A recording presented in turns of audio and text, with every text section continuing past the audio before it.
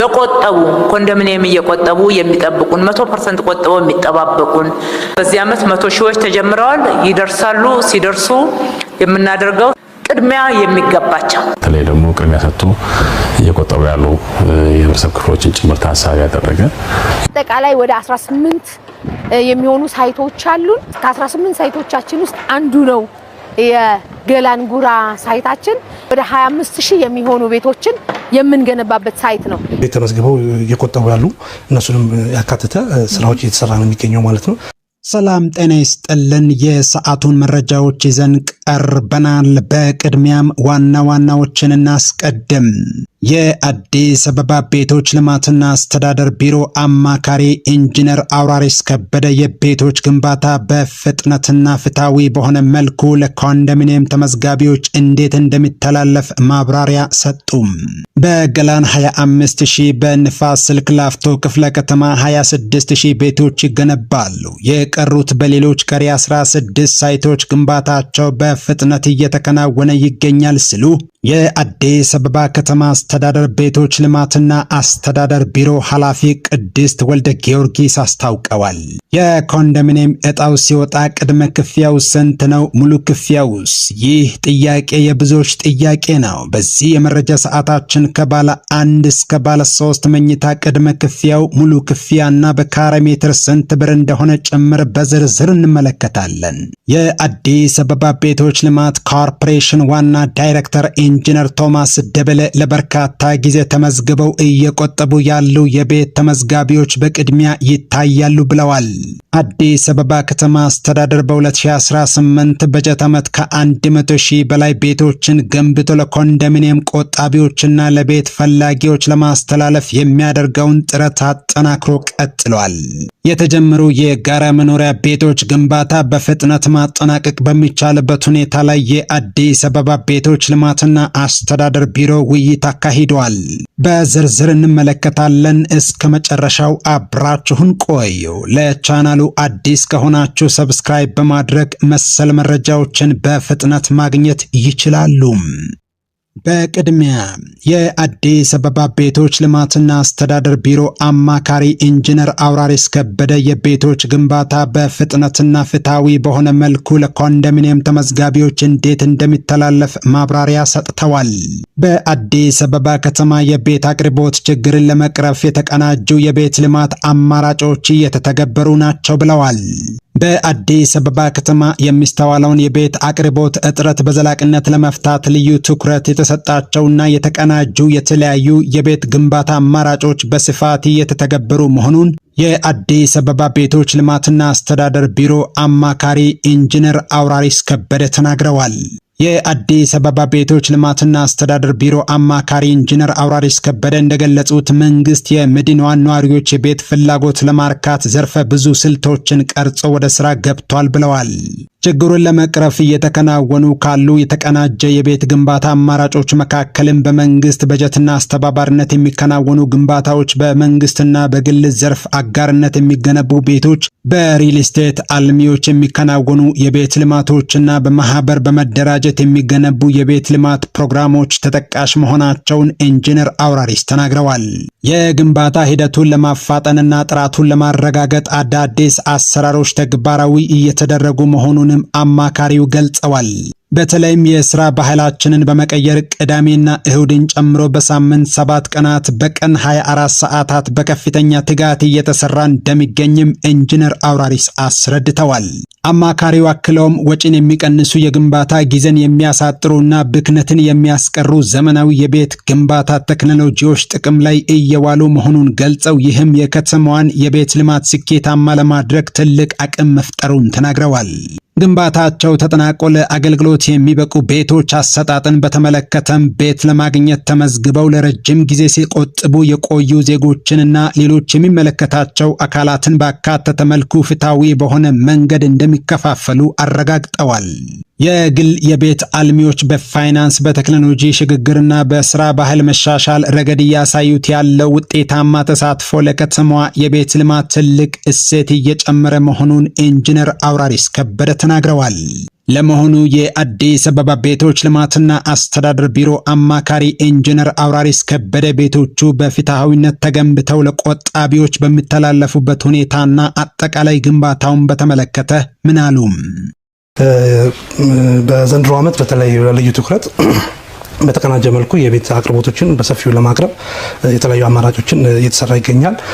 ቅድም በዜናውም ለማየት እንደተሞከረው አጠቃላይ የቤት አቅርቦቱ በስፋት እንዲቀርብ የተለያዩ አማራጮችን እየተጠቀምን እንገኛለን።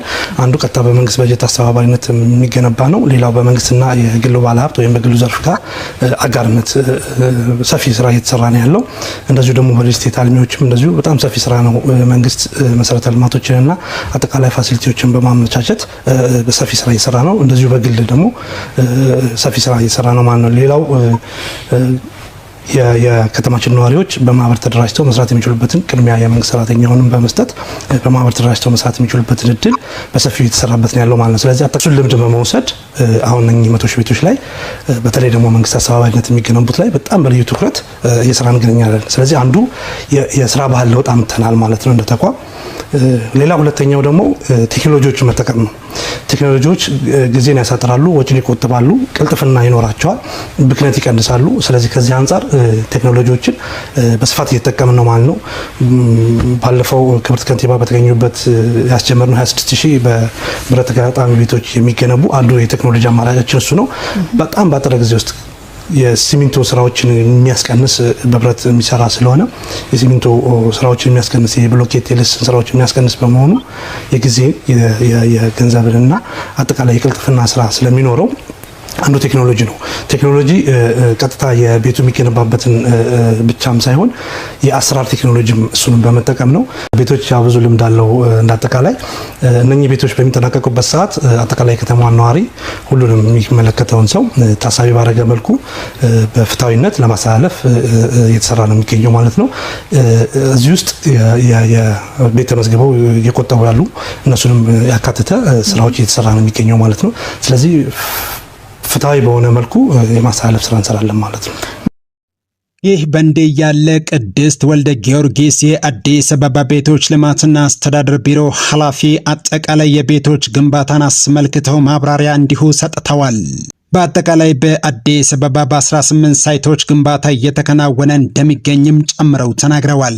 የአዲስ አበባ ቤቶች ልማትና አስተዳደር ቢሮ ኃላፊ ቅድስት ወልደ ጊዮርጊስ እንደተናገሩት የቤት ፍላጎትና አቅርቦትን በማጣጣም የህብረተሰቡን ፍላጎት ለመመለስ 24/7 መስራት ይጠበቅብናል ብለዋል።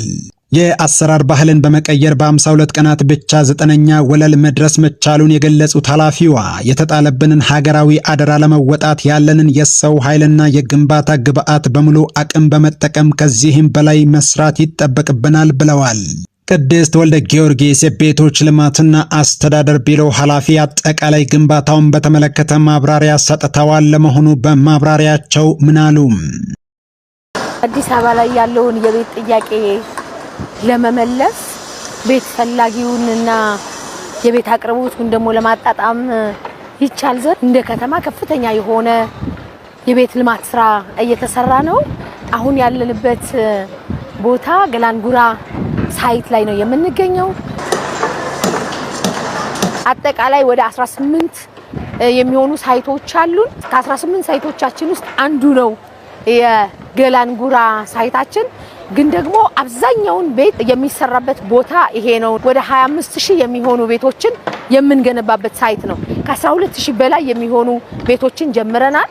ሁለቱ ብሎክ በዊንግ ነው ያገናኘነው፣ አንድ አደረግነው። የጀርመን ሳይት ላይ የነበረውን ትሬንድ ነው ወደዚህ ያመጣ ነው። መሬት ሊባክን የነበረውን መሬት ቀርፈናል፣ አንስተናል። ከሊፍት ጋር ተያይዞ ሌሎች ሊባክኑ የነበሩ ኮስት ሚኒማይዝ ከማድረግ ጋር ተያይዞ እሱን ታሳቢ አድርገን ነው ሁለቱም ብሎክ በዊንግ ለማያያዝ የሞከርነው። ሁለቱ ዊንግ 104 የሚሆኑ ቤቶችን ይይዝልናል።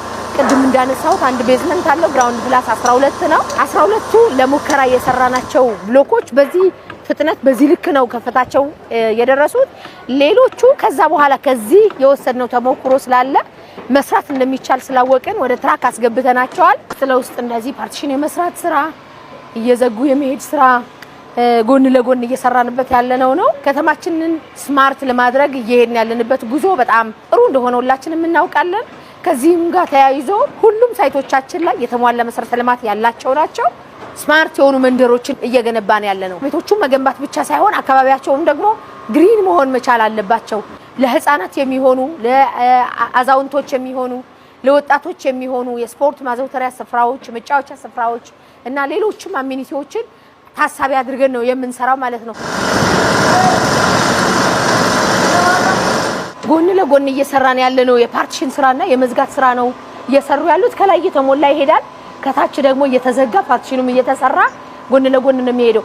ይሄ አንድ ቤዝመንት አለው፣ ግራውንድ ፕላስ 9 ላይ ነው የደረሰው ማለት ነው። በ52 ቀን ውስጥ ነው የሁሉ ስራ የተሰራው። ይሄ የሆነበት ምክንያት አንዱ ቴክኖሎጂዎችን በሙሉ መጠቀም መቻላችን ነው። ስራው በፍጥነትና በጥራት እንዲሰራ ቴክኖሎጂዎችን አማራጭ ናቸው ብለን ያልናቸው የተሻሉ ናቸው ብለን ያልናቸውን ቴክኖሎጂዎችን በሙሉ አፕላይ አድርገናል። እዚህ ጎን ለጎን ደግሞ ወደ ላይ መስራት መሙላት ብቻ ሳይሆን እየሞላን ከታች መስራት አንችልም ወይ የሚለውን ሐሳብ ደግሞ አዲስ ሐሳብ ነው ያመጣው ከተማ አስተዳደሩ። ከታች እየሞላን እንሄዳለን፣ ከላይ ደግሞ ስኬለተኑ እየቆመ ይሄዳል ማለት ነው። በዚህ ልክ ፍጥነቱን እየጨመርን ጥራቱን ደግሞ እያስጠበቅን የምንገነባቸው ግንባታዎቻችን ናቸው።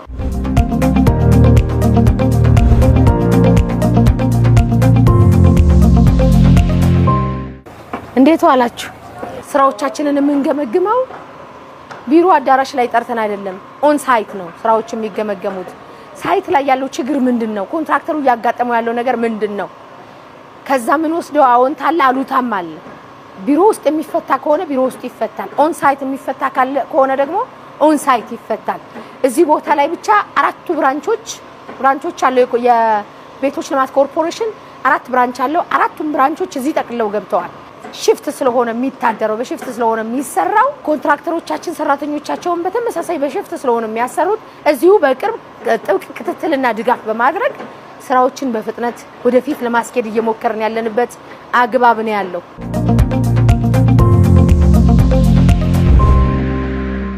እንግዲህ ይሄ ዛሬ ያየነው በመንግስት አቅም ብቻ እየተሰራ ያለው ነው። ይሄ ግን በቂ አይደለም። በመንግስት ብቻ ተሰርቶ የቤት አቅርቦቱን ተደራሽ ማድረግ አይቻልም። ስለዚህ በሪል ስቴት እየለሙ ያሉ አሉ፣ በግል እየለሙ ያሉ ቤቶች አሉ። እንዲሁም ደግሞ ከዚህ ባሻገር በማህበር ተደራጅተው ደግሞ እየሰሩ ያሉ ደግሞ አሉ። እነዚህና ሌሎች አማራጮች በተለይ ደግሞ በመንግስትና በግል አጋርነት እነዚህን 5 ሞዳሊቲዎችን ታሳቢ አድርገን ዘንድሮ ብቻ 2018 ብቻ 100,000 ቤቶችን ዴሊቨር ለማድረግ ከምን ጊዜውም በላይ ታጥቀን ተነስተን ያለ ነው። የከተማችንን ነዋሪዎች የቤት ጥያቄ ደግሞ በዚሁ ልክ እንፈታለን ብለን እናምናለን። ይህ በእንዴ ያለ አሁን ደግሞ ክፍያውን በተመለከተ ወደ አዘጋጀነው መረጃ አልፈናል። ለመሆኑ ቅድመ ክፍያው ስንት ነው? ሙሉ ክፍያውስ? ይህ ጥያቄ የብዙዎች ጥያቄ ነው። ለ20/80 ኮንዶሚኒየም ተመዝጋቢዎች በካሬ ሜትር 7997 ብር ነው። 50 ካሬ የደረሰው ሰው 20% ቅድመ ክፍያው 79970 ሲሆን ሙሉ ክፍያው 399850 ብር ነው። ይህ ዋጋ በ14ኛው ዙር ወይም የመጨረሻው ዕጣ ሲወጣ የተተመነ ሲሆን አሁን በሚወጣው ዕጣ በእጥፍ ቢተመን እንኳ ቅድመ ክፍያው 159940 ሙሉ ክፍያው ደግሞ 799700 ብር ይሆናል። ለ40/60 የኮንዶሚኒየም ተመዝጋቢዎች በካሬ ሜትር 11163 ብር ሲሆን ባለ 2 እና ባለ 3 መኝታዎች 40/60 ውስጥ እንደሚካተቱ ይታወቃል።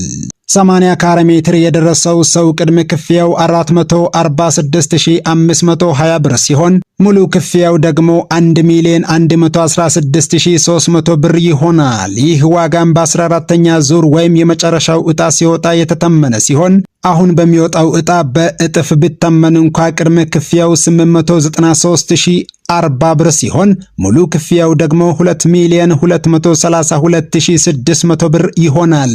በአሁኑ ጊዜ የኮንዶሚኒየም መኖሪያ ቤቶች የገበያ ዋጋ በካሬ ሜትር ከ35,000 እስከ 90,000 ብር ድረስ እየተሸጠ ይገኛል። ዋጋው እንደ ቤቱ አቀማመጥና ወደ ከተማ መሃል ባለው ቅርበት ይለያያል። በባልድራስ፣ ጎተራ፣ ጎፋ መብራት ኃይልና ገርጂ የሚገኙ ኮንዶሚኒየም በከተማው ውስጥ በጣም ውድ ቤቶች ናቸው። የኮንዶሚኒየም ቤቶች ልማት ፕሮጀክት የተጀመረው የከተማ ደህንነትን ለመቅረፍና ዝቅተኛና መካከለኛ ገቢ ያላቸውን ነዋሪዎች የኑሮ ሁኔታ ለማሻሻል ነው። የኮንዶሚኒየም ግንባታ ዋናው ዓላማ ዝቅተኛ ገቢ ያላቸውን ነዋሪዎች የመኖሪያ ቤት ባለቤት ለማድረግ ነበር። ቆጣቢዎች የግንባታውን ወጪ ብቻ እንደሚከፍሉና መንግስት መሬት በነፃ ማቅረብን ጨምሮ የተለያዩ ድጋፎችን እንደሚያደርግ ይታወቃል።